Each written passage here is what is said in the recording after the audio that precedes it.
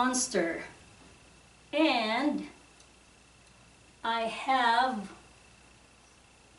this is the control. It's like a cross. You just need a string that goes to the front and string that goes to the back, and then you have this rope. So head, back, head, back, head.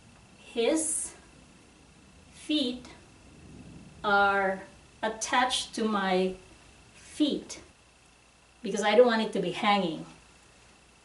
Okay. Now I usually tape in the evening, so you can't usually see my feet. 1, 2, 3.